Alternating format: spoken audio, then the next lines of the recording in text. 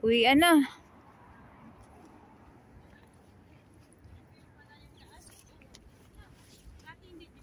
Oo.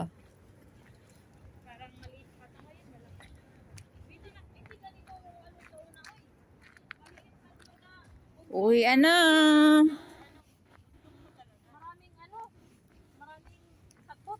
Lumamig. Malamig na. Lumamig ay. Mag-hiking sana sila ni Rinang kahapon. Yung Saturday. Oo, kahapon. Ay, wala siyang gayon kay pagkitang pugnawa. Malamig nga. Malalang siya. Grabe talaga. Umano yung ano? Basa-basa pa kasi nag-ulan na. Oo, foggy yun. Yung shower niya. Bakit lumamig ay? Mag-hiking sana sila. Hiking daw sila. Umangin na kasi. Oo, mangin oh. Saka yung ano, yung nag-foggy.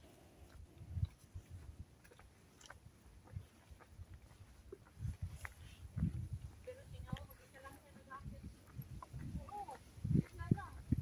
Hindi, ano yan, Saturday. Brave nga siya eh.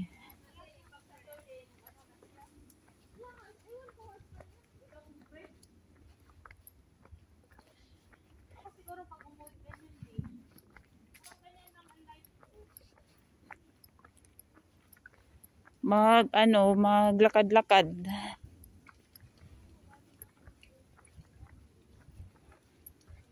Malayo naman mga bundok-bundok sa atin, ano?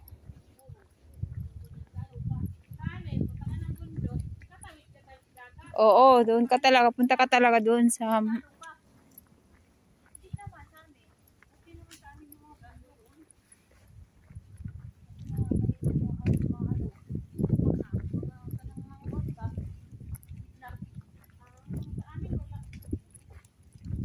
Na, kainin yan sa ano? Sa amin, mayroong inaakitan talaga. Ito pag ganito paakit sa vulkan. Mm. Parang mga mayroong mount, yung sa Red Horse, na umakyat doon, ganito din. Pero, kung iakyat mo dyan kung ang dami mong labahin, maglaba ka na lang. True. Mag-hiking ka. Sabi nga, dyan ang dami labahin, di pa nga nakatupik na hiking ka. Maglaba ka, magtupik ka naman. Yung mag-hiking kayo, marami kayo, adventure. Oo, yung marami Pinakabanding na yun. masaya, pero kung isa ka lang nakyatin mo yung bundok, nag-rosaryo. Oo. Katuro-turo. Yun nga dapat puntahan natin doon sa kabila yun. Kaso hindi na tayo umikot. Next na naman, magmaaga-aga. Tawang ako kanina yung post ng pinsan ko. Kaming mga Bicolana, naniniwala kami sa x-ray ng plato. Sa may lana. Di ba yung plato? Lalagyan ng mantika, tapos ginagalan ko ito. Tapos nakikita doon, nabangga mo yung taong pinakita. Pero kung ganon, yung plato, lalagyan ng mantika, tapos gaganon sa'yo, yan.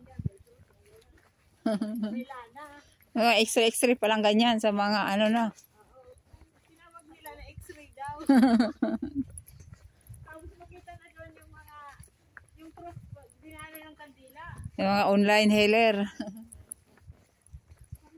Pariho lahat yun. Straight siya.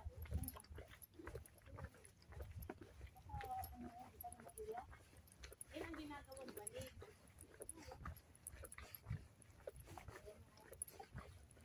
Pwede yan, kumuha tayo dito doon yung paisa. Ito tawag ano? Bundun?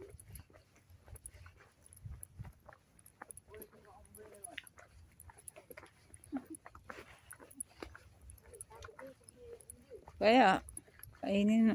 Oh, Ano yun yan? kukunin niya yung bag mo. Lakas kasi pakiramdam nila, mga higit. Maamoy nila eh. Malakas ang pangamoy nila.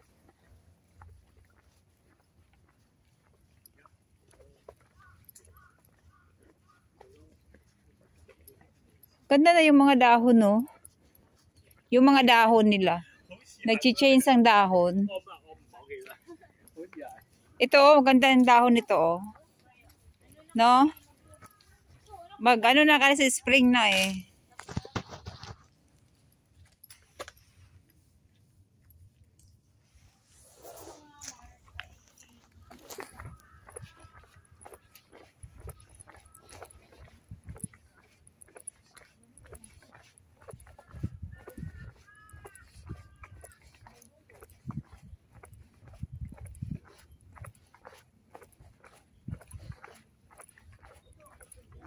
Dito lang tayo makaka-hiking ng ano sa Pilipinas, wala na kasi busy na sa maghanap buhay.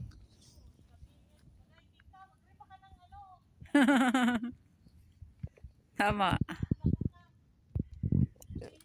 Magtinda ng isda.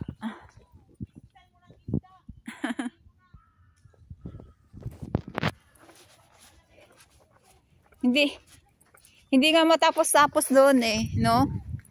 Hindi matapos-tapos. Ang daming ano.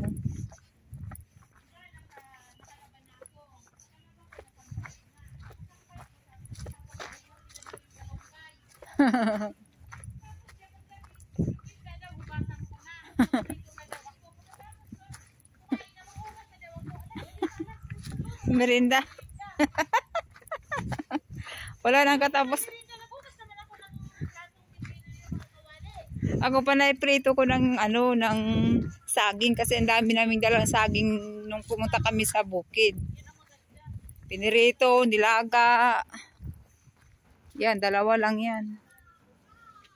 Hindi lang ako nag-spring roll.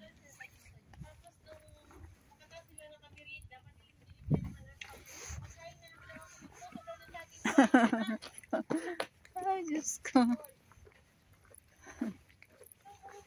Wala na nga, mas pagod ka nga sa Pilipinas eh.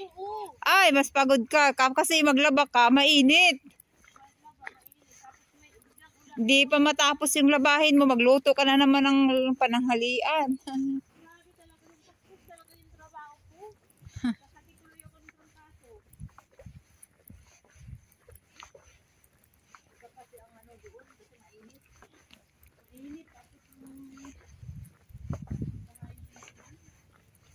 Alas 9 ako natapos, nag-upo na ako, nanood ako ng TV. Pinagay naman sa harapan ko yung ripako na tinapay. Wala na talaga itong justisya. Sabi niya bang nanonood ka o? Na naman? Sabi kayo, hindi ako uwi dito. Mas pagod nga doon talaga. Maggulay ka lang, balatan mo yung ano, yung laing. Gaganon, matagal ka na gaganon. Kung lang ka, matagal ka na ganyan. Kung papaya, matagal ka din balat-balat, mag-iwa-iwa. Ito!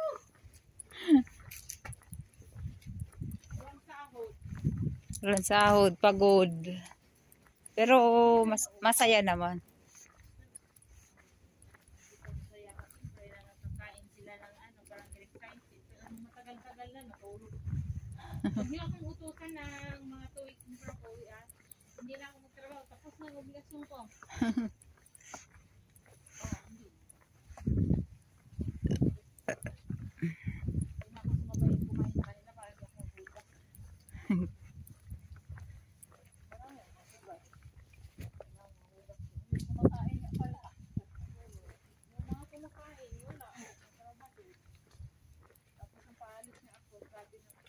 Kanya-kanya hugas ha. Kung yung kinainan mo, basan mo.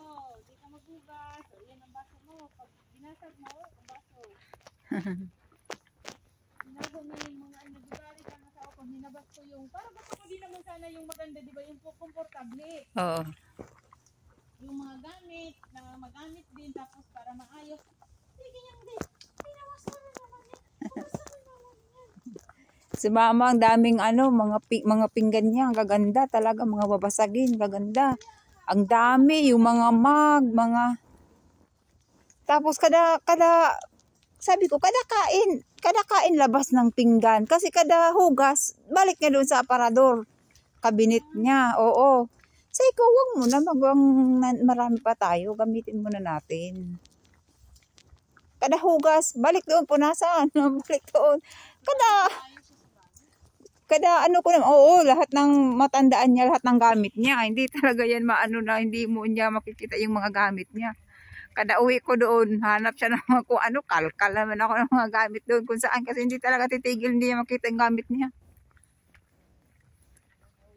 Kahit nakalit-liitan na gamit niya yan dyan.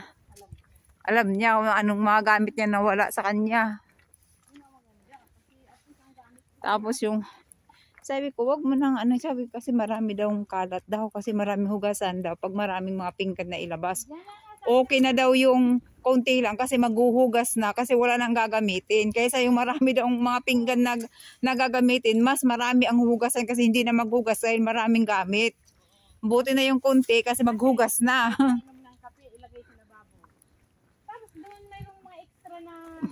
Ang dami talaga niyang mga mug talaga, as in. Dami yung mga gamit. Mga bibigat pa. Mga breakable talaga. Dasin-dasin na yung... Nung nalaman ko ng plastic poison, Oo. nagtatapon ko yan. Kaya... Pero hindi ko naintindihan yan. Yung mga libre sa garilyo, marami kami yan. Tapon ko ngayon, tinarating yung galit ng nanay ko. Wala talaga yun. Parang nabaylo at sigarilyo. Oo. Mayroon ako yan, marami ako. Sa Mighty. Oo, sa Mighty. Marami ako ngayon. Tapon ko, lahat kasi mga makulay. Yan maganda. Kulay daw na yan.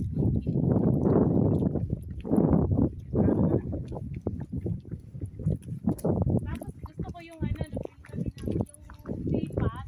Oo. Sarap doon sa tayo kamuti, saging. Oh. Oo, lipat. Oo. Marami na rin yan doon. Marami sa amin yan kasi sa kiwi. Yun talaga yung paano lang po. Ah, doon ginagawa. Oh. Oh, kasi ano yun, 'di ba, yung lupa? Oo. Alam mo ba yung sakit doon, yung ano namin silipat doon sa kawali ko ng pwede ko mga gulay. Masarap. Oh. Tapos ang talagayin namin ng tubig na iniinom. Oo, natutuanan na ako sa una. Mahirap lang din yan kasi pag mainit pa, mag-crack yun pag hinugasan mo. Pag mainit. Marami pa naman siya, bago ugasan. Oo. Mag-crack nga.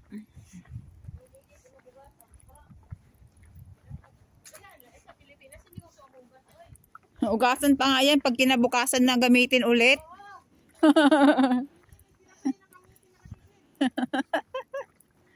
Ay, naku.